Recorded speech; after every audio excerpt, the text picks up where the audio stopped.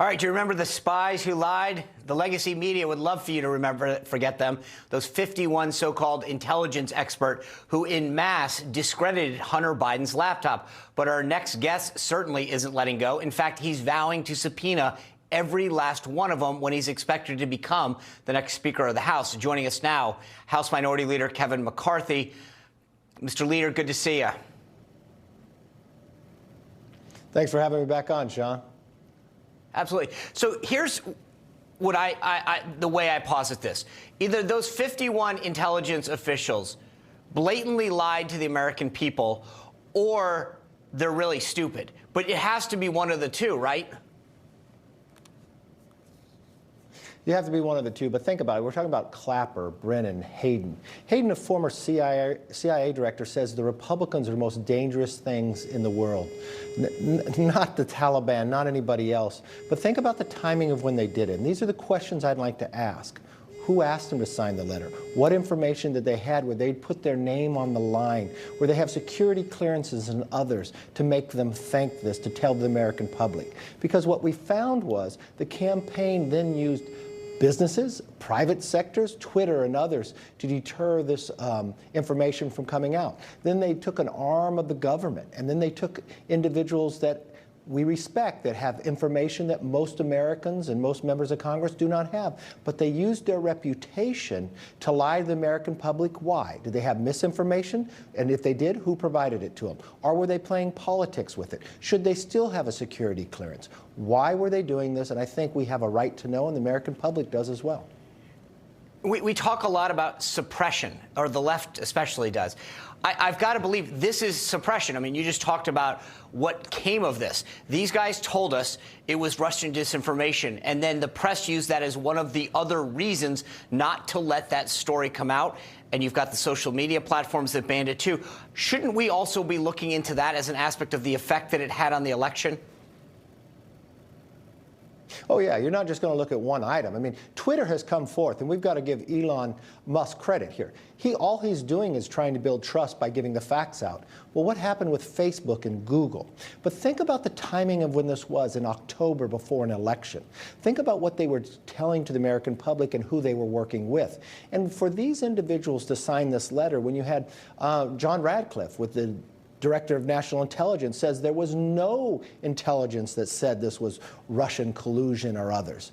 And for them to go out and sign a letter to push people to try to tell the American public something different. But who was all working together? Was it Google, Facebook, Twitter? Was it the the campaign at that time? And did they continue to work together? Was it in the FBI? How could they get everyone together when they knew it was not true? Why would they go to such length? And why would they now go to such length to go after Elon simply because he was buying Twitter?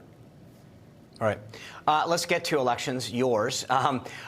There's this letter that came out with 7 Republicans that kind of have a list of demands for the leadership, not you specifically, but leadership.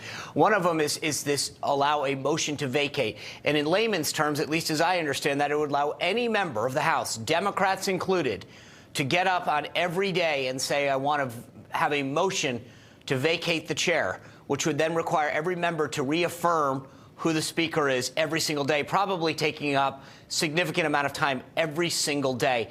Explain to me what case you make for or against whether that's a good thing or a bad thing. Well, I think you should have motion to vacate, but not that one individual can do it. Think about this. Adam Schiff and Swalwell are no longer going to be on the Intel Committee. Omar is no longer going to be on Foreign Affairs, based upon what they have done. Don't you think they'll walk to the floor to try to make havoc every single day with us? Why would we turn the floor over to the Democrats? Why would we empower the Democrats to stop our agenda going forward? So what happened in the conference, where the entire conference decided, if you could get half of the Republican conference that wants to make a motion to vacate the chair, then so do it. But why would you provide it to one person and anybody in the House to cause havoc like that? You should have a higher threshold. threshold. But that letter, I think, was productive. That's a number of items in there that I would like to work with and find common ground, because we've got to get our work done. You know, we started this conversation by looking at those 51 individuals who signed that letter. None of that can happen. None of the subpoenas can go out if we don't have January 3rd work correctly. And I think it would hold us back from securing the border, getting our economy moving, becoming energy independent. We can't get committees together. We can't do anything until we straighten out what's happening with the speaker race. But you know, Sean, we already had that race. We had a race after the election where the Republican conference decided and selected, and I won by 85% of the vote. So I think we should be able to move forward and move on and get everybody together. I agree. They had an election. And one of the things that I thought was interesting also in that letter is that it wants leadership to stay out of primaries. The thing that I thought was interesting is in many cases, and you're an example of this, you went in, your group helped Virginia Congressman Bob Good to the tune of well over $1 million. That the leadership can help the incumbents. Is that something that they're aware of? That my concern is that some of these incumbents who are demanding this stuff may not realize that when they get into trouble, it's often the leadership that helps them.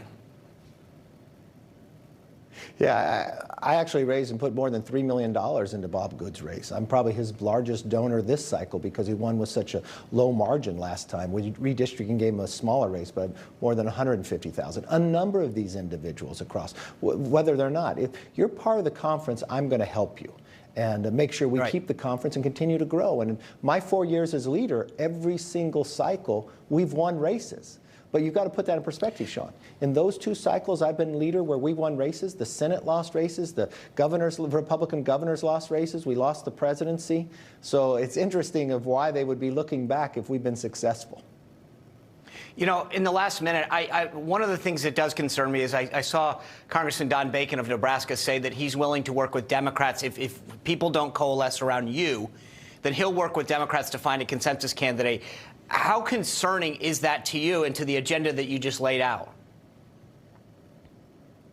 Well, it's very concerning because we've had our primary already. We've already nominated who we want to come to the floor, myself and with 85% of the vote. We want to get on with the agenda for the American public. Remember, there's something that the Speaker does. The Speaker has to sign off on every subpoena. So if we're going to make a difference and we're going to be able to move forward, we need to be united. But if we're not united and a few Republicans partner with a lot of Democrats, they're going to have to make concessions. And I'd be fearful of what those concessions would be. I think we've been able to govern for the last 4 years and be able to earn seats. Our goal was to stop the Biden agenda, win the majority, and fire Nancy Pelosi. We just achieved all 3 of those goals. Now's the time to govern for the American public and for us all to come together.